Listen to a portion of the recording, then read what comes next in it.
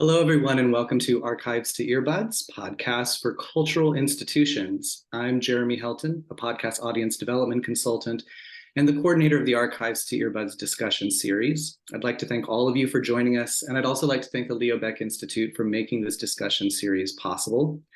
And before I introduce our moderator and panelists, I just want to share a quick message from the Podcast Academy, the co-presenter of this event. The Podcast Academy invite you to join their diverse network of over 1,000 podcast professionals across the globe who are shaping the podcast industry. Now through November 14th, the AMBIes, TPA's yearly awards ceremony for exceptional podcasts, are open for submissions. TPA members have special member pricing and can engage in the voting process. Visit TPA online to learn about other member benefits like their mentorship program and events like these. Now, as cultural institutions consider new ways to engage patrons and better serve new and diverse communities and populations, podcasts emerge as an exciting tool for such engagement. But there's a steep learning curve for institutions when it comes to cost of both producing podcasts and developing audiences for them. Our moderator and panelists will share their insights and expertise on the challenges and opportunities of podcasting and how podcasts can serve the missions and programming needs of organizations in an increasingly competitive attention economy. So without further ado, our moderator is Jessica Alpert, co-founder and CEO of Rococo Punch, an audio content creation company that specializes in premium audio storytelling for a wide range of audiences, including the original series, The Turning, Welcome to Provincetown, and Queen of Hearts. In 2023, Rococo Punch launched RP Labs, a vertical dedicated to audio innovation within education with clients in healthcare, tech, and higher education. Allison Goldberg is a senior consultant, email and digital marketing at Capacity Interactive, the premier digital marketing consulting firm for culture and the arts. The folks at Capacity Interactive have their own podcast, See Eye to Eye, which is tailor-made for arts administrators. And several of Capacity Interactive's clients have their own podcasts, including the Seattle Opera, the Joyce Theater, Court Theater, Dorset Theater Festival, and Carnegie Hall. Christine Ragasa is the founder of Christine Ragasa Global, a communications and marketing firm. She brings over 20 years of PR experience in fields of entertainment, lifestyle, health and wellness, media, news, publishing, business, sports, and technology.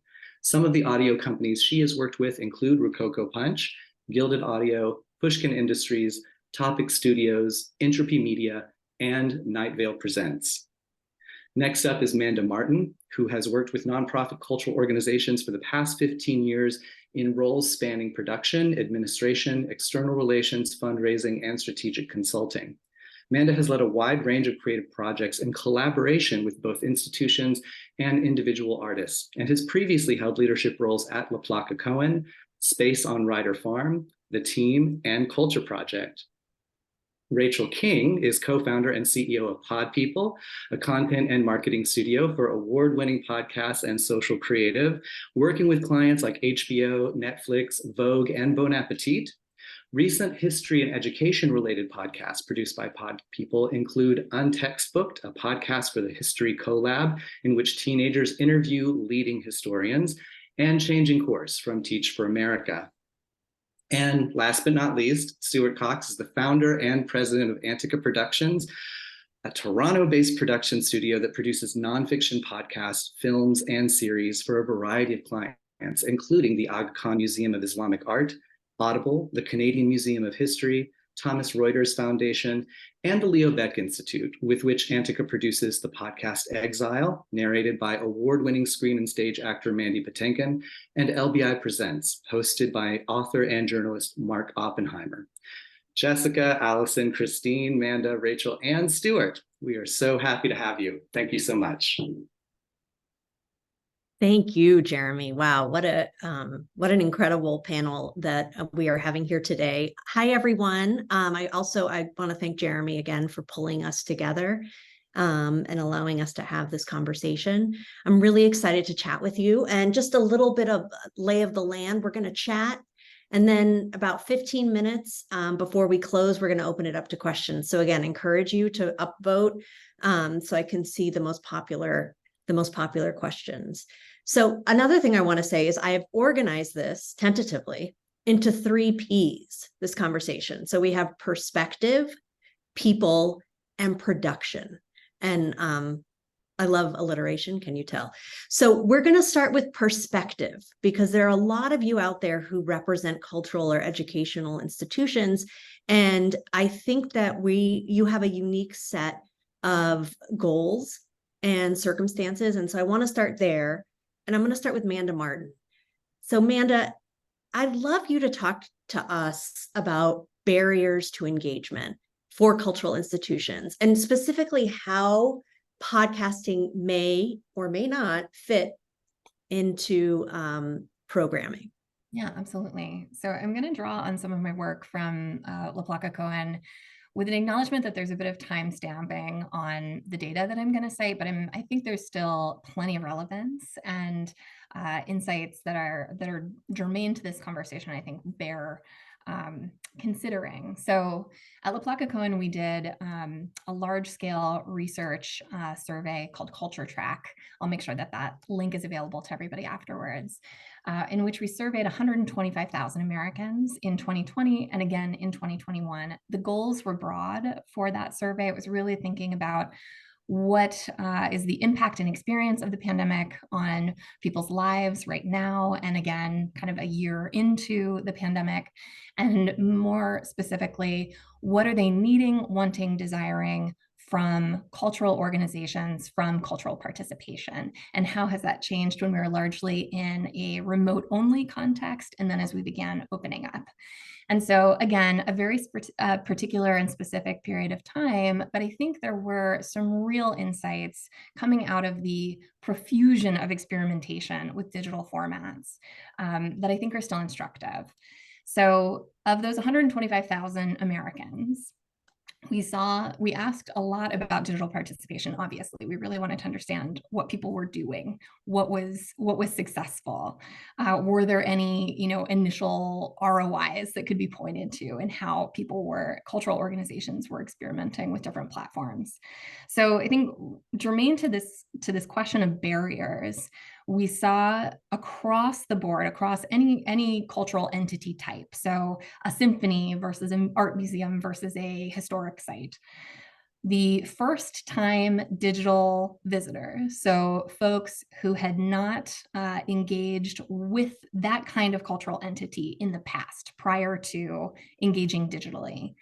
Across the board, that number was at least 40%, and in some cases went as high as 75% for, I have not been to X kind of cultural organization, but I'm testing it out in a digital mode, which I think spoke to the fact that audiences were experimenting as much as cultural organizations were experimenting with how they were participating and what they were offering.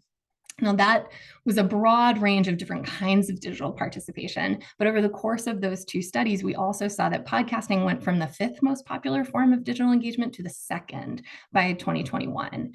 So I think that points to a couple of really tremendous opportunities coming out of all of the ways that our language and vocabulary for what we can do culturally and the ways that we participate culturally changed because of that tremendous social and cultural behavior change.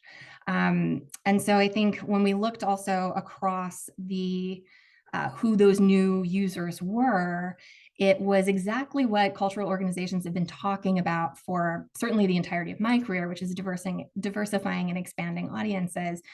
All of those new visitors were tremendously diverse across every demographic category you can think of: race, ethnicity, household income, educational background. And so I think that points to both the opportunity that exists for this medium to really help engage new and different audiences, but it also points to the barriers that have been in place for a long time for a lot of people. And those are both social and logistical. That's what we saw both in the quantitative data as well as in the qualitative, what people, when we gave them the chance to talk about what they were enjoying, why they liked digital activities, it was because they didn't have to worry about whether or not it was a place they were welcome.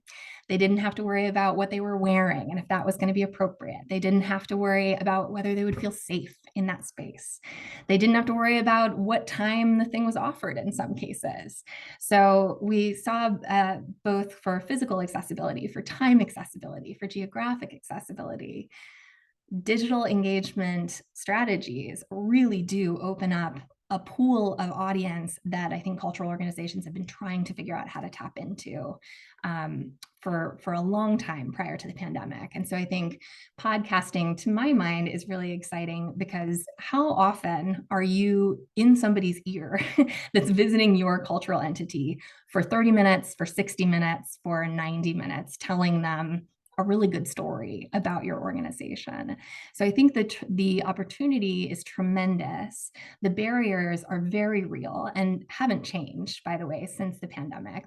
Those are still, you're still competing for people's time. You're still competing for whether or not they live in the same place as you, if you are, a four-walled institution, which so many cultural organizations are.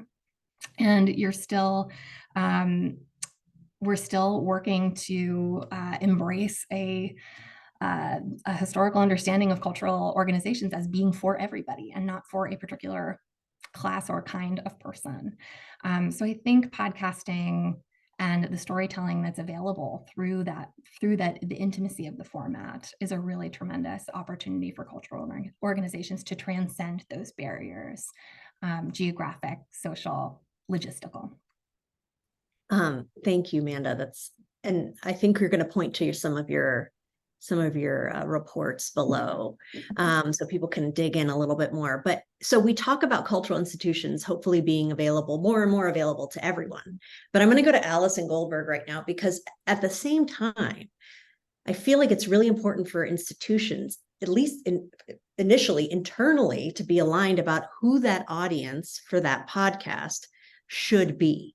And if it can't be, for everyone, well, then let's all be on the same page. So Allison, why don't you tell us a little bit about audience and how you think about it, and how you imagine marketing and programming meet? Absolutely. I obviously, we want the most people possible to listen to our podcast, but that is not really a reasonable goal. That's not really a measurable goal. So we talk to a lot of our clients about, with all of their content, how can we really be user focused and what is the benefit to the user? So I think that's what we want to think about when it comes to podcasts is Seth Godin, so marketer, is sort of like a patron saint of CI. And he talks a lot about the minimum viable audience. And I know minimum is a scary word, but I think that audience is generally a lot bigger than we might think it is. But thinking about who that audience is allows us to make something like a podcast or an exhibition or whatever that's a lot more unique and a lot more useful to the people we're trying to reach. So if the goal is to reach sort of more diverse audiences who may be not as familiar with our organizations or our work, then maybe it's more of like a 101 type piece of content, a podcast that then could be used across different, make a video of it and put that in a social post or something like that to get further use about that. Or if it's something really specific to the people who are really loyal patrons, if you're a theater and you make a podcast that's a interview with a director or the playwright for someone to listen to, like on the way to or on the way home from seeing a production, other people can certainly discover it, but it's really to deepen the work, the relationship of the audience with the work. But it really is it is another mode of programming. It's another place to come up with content. Of course, there's this idea that we're getting in people's ears. And so it's also this marketing opportunity, but there's also marketing that has to happen for the podcast itself. That's so key. And I think when I think about marketing, I also think about PR. And Christine Ragasa, there's something about, the care and feeding of current patrons and supporters, right? We want them to feel heard and seen. But then if there's a shift in desire to reach new audiences, right? People who may not be engaged currently with the institution, how do you reconcile that? How do you begin to counsel cultural institutions when it comes to thinking about reaching audience, both new and established? Well, first off, a big shout out to Jeremy because we have 86 participants at this event, and I think it's an incredible showing, given that we're, busy and bombarded, left and right with tasks. To answer your question, Jessica, I highly recommend clients think about audience while coming up with the podcast idea. I think audio networks, podcasters are investing a lot of money upfront, and they're not thinking about who the audience is and what they're doing on a daily basis, what their likes are.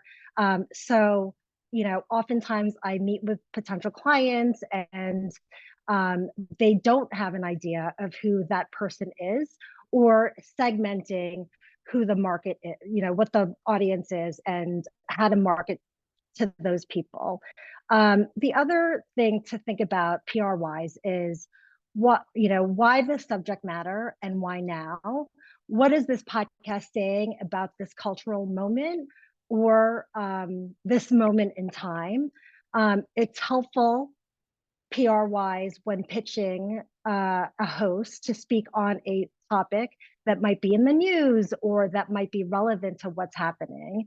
The other thing for the clients to think about is who the host is. Is the host someone who is uniquely qualified to speak on this subject? Especially for PR, you want someone who is in that sort of industry, maybe doing work behind the scenes. I've worked with many reputable journalists who are experienced, have a long history in a subject matter. I've also worked with audio networks where they hire a host or they onboard a host, and that host hasn't actually worked in that field for more than 10 years. And so that's a bit of a challenge. I highly recommend podcasters to think about the lead time, PR wise, and marketing wise, we need a longer lead time in order to pitch stories, in order to pitch other podcast shows, to get people to pay attention, to get buy-in. We have the relationships, but it's not a one and done deal. We have to basically convince them, and there's a lot happening in the world, right? I think cultural institutions are competing with other forms of entertainment, whether it's documentaries, films, obviously other podcast shows, books, and whatever else is going on in the news. So I hope that answers your question. Yes, I think that's perfect. I want to add one thing about hosts. So I know that cultural institutions have to do a little dance of diplomacy, right? Or a lot of people do, around like, well, who should be the host and who needs to be the host? And I just think that people need to go in with their eyes open when it comes around to hosting. If it's going to be someone who's less experienced and maybe less dynamic, plan for that. Really help that person come alive, whether with a coach or just help them feel comfortable in the chair. But then also think about how you're going to reach audience if the person is a little bit less known or less dynamic. So just something to be aware of, some truth serum. So I want to turn, thank you, Christine. I want to turn to Stuart because we're at the moment now that we want to talk about production. And the reason we're doing this a little bit later in the conversation is because I wanted everyone to feel grounded in sort of the issues that we're facing or issues that our panelists believe we're looking at when it comes to developing an idea. But we have to talk about executing it. And so I created this is a list that I created. It is by no means an exhaustive list, but Stuart, I'm hoping, can walk us through them, because I find when talking to clients for the first time, there's a lack of shared definitions around what these shows are and what they sound like. So I'm going to hand it over, Stuart, to you to talk about the different types of shows that are available. Yeah, thanks, Jessica. And just so interesting to hear actual data that confirmed my intuition about a lot of this stuff up to this point. I think that, often when we sit down, I mean, I was saying to the panelists before we went live that I kind of stumbled into working with cultural institutions. I came from sort of a more mainstream entertainment background, but I always felt that cultural institutions had more of a bandwidth problem than anything else. It was just hard for them to reach people. And, you think about museums, they'll often have, over the course of a decade, millions of people walk through their doors, but they don't have the same cultural weight sometimes outside of their geography. And in a lot of the conversations, it does come down to, well, what are the stories? You have depth and authenticity. What's the best way to get that across? And we do some of these shows actually for some of our clients right now. So I guess a chatcast interview show would be a good place to start, because that's probably 98% of most podcasts when people think about it. I would agree with what was said about you need to have a host that lives it. And I often, when I'm talking to people about podcasting, and I say, like, look at the top 100 shows in the US, most of them are actually not from big media companies. Most of the legacy superstars are people who were just enthusiasts who started podcasts. It's very hard to put a star into a chat interview show about a subject they don't care about and get an audience. People want depth and authenticity, and people want niche. I mean, back to that point as well about, I love that idea of a minimal viable audience, because, a lot of, again, look at the top 100 shows in the United States at any one point. There are a lot of what would seem to be kind of niche topics. I mean, but if they're really well done, a lot of people gain an interest in it. And, so I think when you're composing a chatcast or interview show, to think about someone who has a lifelong interest and depth, maybe is on a bit of a crusade around that subject, if I can use that word in a kind of a non-religious sense. I mean, in reality television, the reason that Jamie Oliver or Gordon Ramsay work is they actually are real chefs, and they really want clean kitchens. And they want you to eat healthy, sustainable food. And I think, whatever your cultural institution is about, to find someone with that depth, that's really important. Narrative nonfiction is probably the ideal form. I think it's the sort of the HBO premium that people want. It's expensive. It's difficult to do. I know that the show that we do with the LBI, working with the curators, translating from other languages, it's about a year to get an episode together and through. And obviously there are lots of other things too, if you're dealing with a high level institution, to make sure that, you've consulted with communities, that everything is, reflective of the truth, that how these families feel comfortable with it, how academics feel comfortable with it. And then you sort of want to make it exciting. You're trying to make because you are competing with all those other things that people are talking about, everything from Game of Thrones to, Minecraft. And, I think narrative nonfiction, if you can afford to do it on some fashion, is what audiences love. I mean, it's sort of, it's got the level of cliffhangers. It's got the level of episodic depth, sound design, storytelling that is exceptional. There aren't a lot of fiction. There's not a lot of fiction done in the cultural space. I mean, there is, obviously, if you work at, a theater company, there's an interesting opportunity. There've been interesting examples of people taking particularly stuff from stage and doing adaptations of work for audio. The jury is still a little bit out, to be honest, whether you can find an audience. And I would say, unless you are a performing arts institution, probably want to stay away from fiction. It's complicated and difficult. We have a company in the UK, and there is a tradition of listening to serialized fiction on British radio, and we get commissioned still. We just do a commission now for a situation comedy for radio from the BBC. But there's an audience baked in for that. It's more difficult. There have been some successes, obviously, but I think with limited budgets, I would probably stay away from fiction. I think recorded live events should be sort of part of your bread and butter. If you're a cultural institution, you're often probably already having these talks. And I often think about touch points with the consumer. If, whether you're running a museum or a university or a performing arts space, having a talk. We do talks at the National Arts Center in Ottawa, for example, that about politics.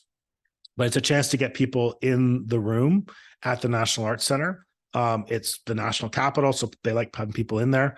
It's a way of also just living your brand, and becoming a bit of a verb, whatever you are. And usually with the clients we work with, there is so much incredible material they haven't even thought about packaging. It's also very inexpensive because you're already probably bringing in some of the smartest people in the world in your area to do that. Single voice conversations, absolutely doable. I'd say where it gets harder to do, I mean, you think about sort of the granddaddy of some of these things, like say a Dan Carlin with Hardcore History. It is an incredible amount of prep and work, and to be that level of speaker and really control week by week. Again, if there's an exceptional talent there, you should do it. And I think for each organization, I would say you should probably do an audit on who do you have in your relationships that, and there may well be someone who could lean on all of these, one thing or another. And I think it's often with that kind of conversation around what kind of resources you have, the kind of people you have, some of these forms will become a little bit more apparent. I mean, with the LBI, I'll make one last comment. A lot of their material is in German. So there was a lot of material that had not been heard in English before. So there's an interesting opportunity to speak to an English audience. And so that leaned us more towards the narrative nonfiction, but we also do a chat show for them now too. So we do both. That's sort of a little bit of an overview. That's great, Stuart. Well, you mentioned cost briefly, but I think that's always at the top of people's minds, resources and costs. And I do think that those different categories can be dramatically different. How do you, without going into specific numbers, probably, which is impossible, how do you explain to prospective clients how to manage cost? And I think most people who run podcast companies would say most of their calls with prospective clients end with, you should just go do it yourself. Like if you don't have any money and you maybe have someone smart in your, anyone can record a podcast. I've got a little microphone plugged into my laptop. I can tell you which model this is. I mean, you can go do that. I think what you're paying professionals to come in to do is all the things that all the people have skill sets here on the calls. It's like understanding your audience. It's forming the relationships. We do shows for clients that end up on NPR. There's a level of high level quality you have to have in there. I think that often people are spending, like, you can also think about podcasts as donor development. And that's many of our shows are funded by new dollars that come in. And often we find once we start a show, more new dollars come in. Back to Amanda, your point about diversity. People hadn't really thought about something come in, and it's everything from Kickstarter to Patreon. People will put money into shows that they love. And so if you're lucky enough to be an organization that has a bit of budget and has a bit of a long-term plan for donor development, the investment may well be worth it. Also, you could spend a lot of money at a museum and not guarantee, back to the point being made about, I can guarantee, like, for Exile, we hit our first 100,000 downloads for that show. Roughly speaking, that's like 80,000 half hours of listening for the LBI. And if you've been to the Jewish Museum of History, it doesn't often get that many people through their exhibits, it's engaged. So if your organization can value that kind of engagement, it may be better than spending your money on other things. And the other great thing about audio, I'll cede the floor, is just that you can record now in a format that'll probably sound pretty good 25 years from now. We're not going to get stale data. There's an archival aspect to it that is very powerful. And the long tail, if you can commit to publishing for a long time, we have some shows that have been running now for 3, 4, 5 years for some of these institutions. And people, once they discover it, will go back and listen to the whole thing and form a relationship with the institution that's different.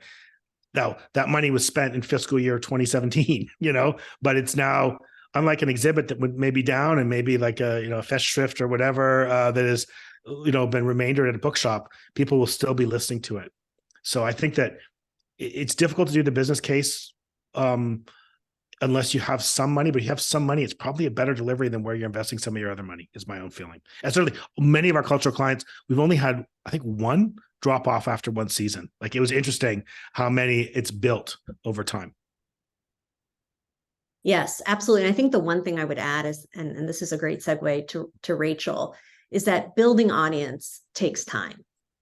Just as you all know, getting people in the door takes time and takes effort. So we're going to come back to Stuart in a bit, but Rachel, I want to go to you and talk about now. Okay, we've talked about pinpointing our audience. We've talked about where we want to find people and thinking about our audience before we even start writing. We've talked about production, but once we have the thing, how do we make sure that people hear it?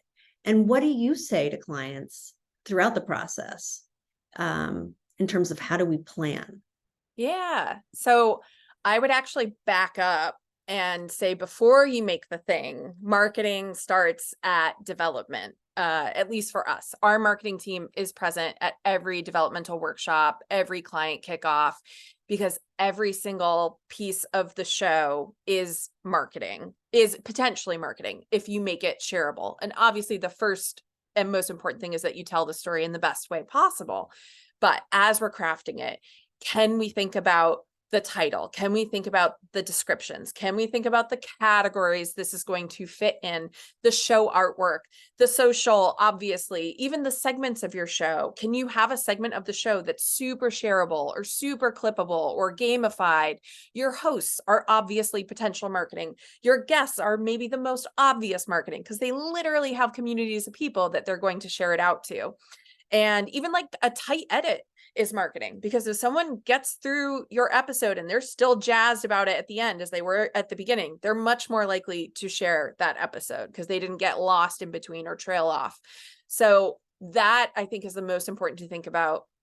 The marketing starts at development. It starts in the very, very, very beginning. Ideally, obviously we come on to projects sometimes where we're later in stage, but since, you know, most of the folks on this call potentially are making their own thing or about to launch, that's the gospel that I want to share on that front.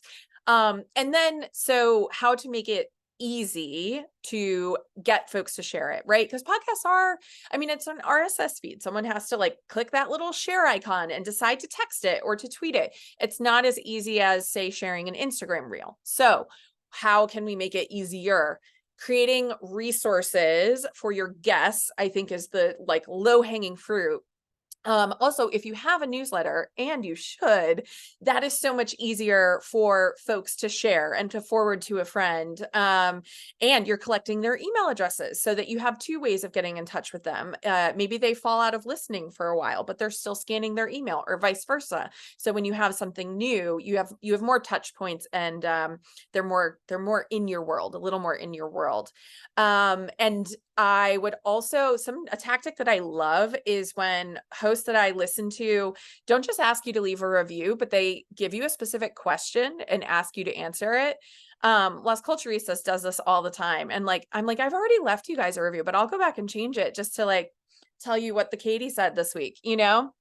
So I think that's a really cute way, because sometimes it's just the prompt, like you don't know what to say in a review. But if you ask someone specifically to answer a question, even if it's just, what do you love about the show? Or what do you wish we did more of? You know, then you're actually getting feedback as well as a review, which obviously helps with, you know, getting it surfaced when folks are scanning through what they're going to listen to. And then on social, obviously promoting the hell out of it, especially in that first 72 hours after the episode goes live. But I also love the idea of running a raffle, not a cheesy one, but, you know, something with like merch or something related to the show. For your true fans, if they share, you know, those can work well on social. Obviously it has to be done in a way that feels organic to your brand, and it might be different for different organizations, what you feel comfortable with, but finding a way with an incentive for folks to share on social, give them a reason to share the post, and tell them how, make it easy. I think that's really helpful. And Rachel, do you think it's important for people to develop new social assets, or should they leverage what they already have? Is there a separation of church and state? What's your thinking on that? You mean assets, not different social handles, right? For the podcast? Well, no, it could be social handles too. I often see people saying, well, we got to start a whole new thing. You know, we got to start a whole new Instagram page. I think if your organization does not have enough buy-in to the podcast that they're not willing to put it on main, you shouldn't be doing the podcast. Wow. Yes. I also would strongly advise against creating you have a whole audience already built in. So why not? But templates, yes. I think having templates that are related to your brand, but incorporate the podcast that you can use across your different channels. Absolutely. And can you point to someone who's doing it really well? So if cultural institutions want to try to DIY it and really learn from people. Yes, but it's going to be one of our clients. I'm so sorry, just because they're top of mind. But we don't create their social. They do. So I'm not taking credit for this. But we make schmaltzy for the Jewish Food Society. And I think they do a really, really good job with the clips. I also think Untextbooked, which Jeremy mentions, I believe we do make their social assets. I should know that. But it's either way, they're really good. I think they do a really good job. And I love the branding of that show. So I apologize for listing our own examples, but I think they do a great job. No apologies necessary. We have a few more minutes before we hit questions. So I want to open it up to the panelists to add anything they think I should have hit on previously, or something they want to even talk about when it comes to marketing. The one thing I'll add is that the whole idea that if you make it, they will come is beyond wrong and false. I used to hear that in public radio all the time. And maybe if you have like an established audience, but not really. So I always say to people, yes, think about your content, but think about your audience and how you're going to get them there. So that's really, really important. They should not be divorced. They should be married at the very beginning and in a relationship. So anyone else before we go to, we have like a few more minutes. I do have a list of, I asked my marketing team to give me like their 6 top tips / tactics for current day, because obviously it changes literally every day. But here are the 6 things that they would tell anyone who is trying to market a podcast right now. Think through the channels. This is low hanging fruit, but think through the channels that you're already organically reaching with your audience, and obviously leverage those first. That's a no-brainer. But also think through where your target audience currently is in terms of other communities like Reddit threads, newsletters, and if you can, partner with or even run an ad on those organizations' communities. Keep a list of the podcast platform's monthly editorial priorities. For example, in February might be Black History Month, if that's relevant to your organization. March, Women's History Month. These are obviously very macro examples, but if there are other holidays or timely events, elections, etc., you want to launch your episodes to the most relevant month or time your like tentpole episodes around those, and then pitch the out of them, because Apple and Spotify always have editorial collections around these things that you can pitch yourself for and get into, which is great. We love some earned media. We love some things that we don't even need to pay for. If you do have budget for paid, we recommend spending on products or ads that will specifically help you chart on Apple, because that leads to much more organic discoverability than other platforms. At least today, that may change, but as of right now. And one hot tip that I think everyone on this panel knows, and probably a lot of the podcast folks have found out the hard way: social is for awareness, not downloads. It is not going to generate downloads one-to-one. At least you're not going to be able to track it that way. But for people to see a clip, become engaged, love your content, engage with it, and it puts a bug in their mind. So the next time they do see it or someone sends them an episode, they're like, oh, right, I've been meaning to listen to that. And then they actually do. So it is helpful. But if you don't see that one-to-one from social to download, that's why finally leveraging your own channels and your personal networks. Email colleagues with a personal note, post on LinkedIn, promote on your own newsletters. And if you can send them copy or those template of social things that we were talking about, make it super easy for them, and always be like, absolutely no pressure. But if you enjoy this, if you want to share, that it really does go a long way, especially in the beginning, because you kind of have to get to that critical mass before organic word of mouth can really take off. So in that beginning, like getting from 0 to 100 listeners is a big deal, and it's a lot of work, and then it gets easier and easier. So yeah, blast it to your LinkedIn. Yeah, this is not the time to be meek and mild. Yeah. And I think that this all may sound very overwhelming for a lot of folks, but just take it one step at a time. And there are a lot of people like us that can help, but then there are other institutions who are doing it, who might be helpful as well. And Jessica, you should plug for the fact that you're doing free consulting according to your LinkedIn post. Oh, I did. Oh, you did That already? in 30 seconds. Yeah. Oh, yeah. Okay. I occasionally, follow me on LinkedIn or LinkedIn me, because every few months I do a free consulting session. Like I'll open up 15, 20-minute sessions to talk about anything you want. So it keeps me on my toes, and I love hearing people's ideas. So the last thing I'll say before we go to questions is to remember that when you hire someone for production help, you are not necessarily hiring them for marketing help. That might be a separate line item. Now, some production companies do it all, but some really don't. So it's a good question to ask when going in. And often production companies, even like us, we will recommend people all the time that we suggest you work with when it comes to audience development and PR. So, okay. I'm gonna move to questions. So we have from Q Smith. Does anyone on this panel know any statistics on whether the tone of someone's voice contributes to podcast success? And if so, are people using vocal coaches to expound on their craft? I think this is a good one, folks. Anyone want to chime in? We hire coaches all the time. We do. At Rococo Punch, one of our producers is a host whisperer. So that's what we call him. He has worked with every type of host, from experienced to not experienced. And it can sometimes take time. I think the key is to make sure your host is willing to learn and listen. And if you look at reviews of any show, honestly, people have opinions about hosts, and you don't have a ton of time. You don't want to ruin that first impression that you have with a monotone host, for example. Anyone else want to chime in about the host? No. Okay. Next, from Jacob. Stuart's point about podcasts as fundraising / membership opportunity is a great one, but it also raises the question of how to get everyone in an organization, from creative to communications to development to leadership, on board with the initiative while not having too many cooks in the kitchen. What are your experiences in navigating this process?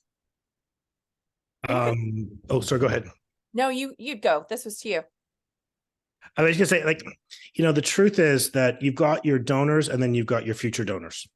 So, and I think you've got they're all the parts of the sales funnel for an organization, and each one is different. What I have found, and I'll just be quite blunt about this, is that the people who can write, 6-figure checks are kind of what you want today, but you want them down the road 3 to 5 years as well. I think that it all comes, an organization who can figure out podcasting, it's almost like one of those external figures of health. Like, if they can figure out podcasting and messaging, they're probably going to be good at the donor experience. They're probably going to be good at their marketing. All the other things are going to be far as those. Organizations that we've worked with that had a harder time, they had other issues. They had other things at the organization. So, I mean, again, we're just a podcast company, so I can't really say this. All I can say is that if you've got a pretty functional organization, we can help you brand your, the public face, create events, dinners, bring in celebrities, all the things that can actually close some deals over the next couple of years and make it exciting. I have a number of the institutions we work with, people in their 60s, 70s, and 80s have been very pleased that their grandchildren now understand the organization and have heard, engaged with the content more because of the podcast. I mean, it's not all about elderly donors, and it's about many other things, but it is fundamentally about that kind of internal health of the organization and you being a capper. You can't go in and solve the other stuff, but boy, if everything is functioning and there's a clear ask for donors, you can be a rocket fuel. I was also gonna say, like, as Rachel was saying, like social is not going to be one-to-one with downloads. Like podcast listens is not going to be one-to-one with donations or attendance, but it is that awareness, and it's just growing, just an additional touch point, and growing that awareness to build that audience over time. But I think most importantly, you need like programming and marketing to be agreed upon it, and they can sort of help convince leadership and go up the chain. Yeah, I'll just chime in and say that I think if it's clear kind of that the podcast is a program in the way that an exhibition would be a program, in the way that kind of any other offer that the organization would create in real life, in situ, in their cultural institution, then it should be, those lines of ownership should be clearer. And any smart development team is going to know how to leverage an incredible asset, whether it's an exhibition, whether it's a podcast. It could also Can I fall. add one other, sorry, go can I ahead. add one other thing is for cultural institutions, I think they should also think about the calendar of events that are happening in a given year and where the podcast fits into the overall schedule. You know, obviously the Met has the big Met Gala that gets a lot of attention with Condé Nast and a Wintour involved. They have the big exhibit with Manet and Degas that's, you know, starting soon or is happening in a couple weeks. And, you know, figuring out where the podcast fits into all of this, because, you know, those are big events where there's going to be a ton of attention. And then setting aside PR and a marketing budget and utilizing that because we are competing with so many things that are happening, you know, on a daily basis. And just from a super practical standpoint, so once you've decided, to Stuart's point, that this is worth pursuing, we really try to manage, because usually we're working with one point of contact that we're going to be working with on the podcast forever. And then to whoever asked that question, to your point, there are a lot of other people who want to be involved. So from the very beginning, messaging, we are so excited to have you involved in the development for the first few meetings, and you can give specific parameters, and they are welcome and invited to give feedback on that first episode. And then the blueprint will be locked in, and then their contributions are no longer needed. And you say it more diplomatically, but you give them a very clear timeline for all the other stakeholders that they are invited, and we're excited to have you contribute in this first stage. And then you're very busy and important, so you need to go back to doing everything else that you're doing. We got it from here. I love that. I'm gonna combine two questions, or because I think they're related. So Jill is asking about discovery, and that is like everyone's word these days. Like, is there a particular place where people, you know, really focus in terms of getting their podcast discovered? And I want to combine that with a question about video podcasts from Marion, because, you know, I think they go hand in hand when it comes to discovery. Is video now absolutely necessary? How does everyone feel about video, and then also discovery? I can start. We are now doing video as part of all of our podcasts, and we do use video for social, and we use video to engage certain listeners on YouTube. Now, again, this is about audience and understanding where they are. It goes back to what Allison was talking about, what Rachel was talking about, Christine and Manda. Like, what are we thinking about when we want to reach certain people, and where are they? Are they listening only to video? I mean, these are the things that we have to think about. Anyone else have words of wisdom around discovery? I would just say just one last thing on the video. I think it comes down to your KPIs. And for those producers out there, or for those people inside institution have to justify the investment, do video, because you get a lot more than you get for downloads. Count your social as part of it. Think about your podcast as kind of the narrative tentpole for everything. That's the way that I tend to conceive it. It's the deepest engagement, likely. Although obviously people who are listening on podcasts on YouTube, it's part of a different behavior, I think. The only challenge is you're going to have to up your budget, because I think most people who are of a certain level want a really good looking shot on their video. And so there's an extra level of concern and production and attentiveness to make sure that the video works. But the video sliced into smaller chunks is great for discoverability on your social. And I would include that in your total KPIs, because you can get great 30-second clips off a podcast that'll be great on lots of shorter Instagram or TikTok, and can potentially reach entirely different audiences. I would also add that not to put the onus on one thing only in one thing. Like, for example, I worked on the Modern Love podcast, the first iteration for the New York Times, and we thought, oh, it's going to get huge because the actors are going to tweet about it. And yeah, they often tweeted once. Okay, that's lovely. That's not going to build audience. Okay, so I think, yes, that again and again and again is helpful, but it's key to just keep all the channels open and to think as widely as possible. I think, looking at time, I think let's talk about funding. So there are a lot of questions around grants, how, there's another question around like sponsoring a narrative nonfiction show. If a cultural institution funds a separate show, do any of you have expertise in that area? Allison, Manda, maybe in the grant space or thinking about funding creatively? I don't have direct experience, but what comes to mind is Carnegie Hall is one of my clients, and they just launched a podcast this fall I was not involved in, called Great Music Teaching, I believe is what it's called. And it's a short, like 6-part series that clearly furthers their mission about making music education accessible across the country. And it was specifically for educators.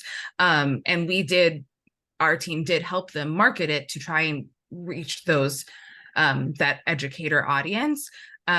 So like, I think there's certainly some creativity there in terms of like, this is a digital way that we are really pushing and achieving our mission of furthering music education across the country and giving music educators tools and resources. I would just say we have a full-time grant writer, because we realized if you don't have one, you're not going to get the money. Like it's not just identifying the grant, it's working with the grantees over often 6 to 9 to 12 months to identify the programming. And often the cultural organizations don't have the time or the effort to do that long lift. Because basically, if you're a program maker, you're probably going to take most, if not all, that money for yourself. So they're like, well, it's great for us, but if you want to do the work, if anyone's sort of interested offline, I could probably post some of the resources that we look to. What I find is that we're at a moment now where you can go to the kind of organizations who would fund cultural organizations and say, this is about brand building. So this is a different kind of investment. A couple of organizations, well, many of them actually over the last 5-6 years, it's the first grant they ever got for podcasting. Like, it was new money coming in for podcasting to build their brand, to become 21st century organizations. And it's a kind of an onerous, kind of awful process. And frankly, you have to think like a sort of a Soviet apparatchik some of the time to like work inside these organizations, but it does pay off. Yeah, I'll just upvote what Allison said. I think if the connection to the mission, the connection to the purpose, the fundamental why of the organization, if that is crystal clear in why you are doing this podcast, why it's an extension of the larger organization, then that shouldn't, I would say, for a funder that you want to be involved with in launching a new entity, I think that shouldn't be a hard sell.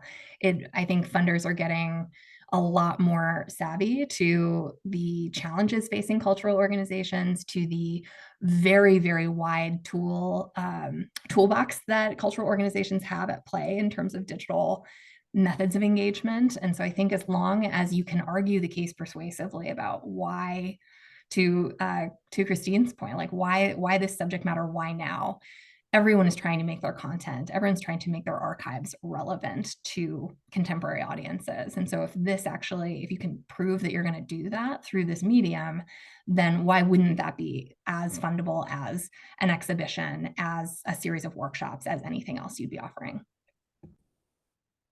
I feel like that's a perfect segue to talk about archives and oral history. And we have a few questions about primary source material and how do we treat oral histories if we want to try and use them within a podcast. And I want to open that up. I will say that in my experience, I started in this industry in oral history, and I think oral historians are treasures, and a lot of these archives are incredible. But two things to think about. Number one, it still has to be entertainment, and that is not a bad word, but it does. So when you think about using oral history, it has to be presented in a way that's still exciting and interesting. And the second thing is audio quality. We can do a lot now with cleaning up audio quality, but some things are very difficult to repair. So those are the only two things I'll say. Anyone else want to talk about oral history? I'd also add that I was shocked that many museums don't actually have the right to broadcast their archives. So you have to go through a special clearance process, and it's not assumed, even if it's from 70 years ago, that it's available for the museum to use. So it's another thing to add to your E&O insurance if you're an outside production company, that someone may sue you, and you have to just kind of bite the bullet and say, I'm going to use it anyway.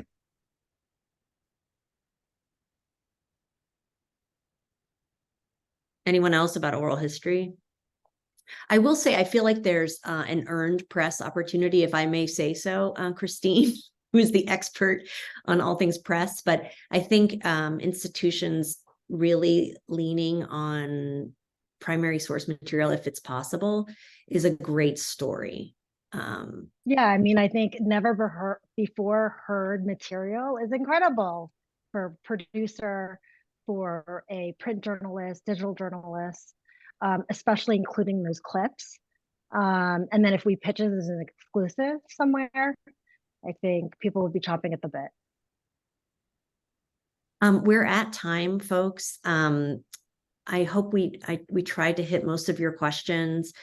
You feel free to reach out to me and the panelists. I want to thank everyone for being here. What an awesome conversation. And again, thanks to the Podcast Academy, to Leo Baeck Institute, and Jeremy for facilitating. So we hope you found this helpful, and we hope this is just the beginning of your podcast exploration process.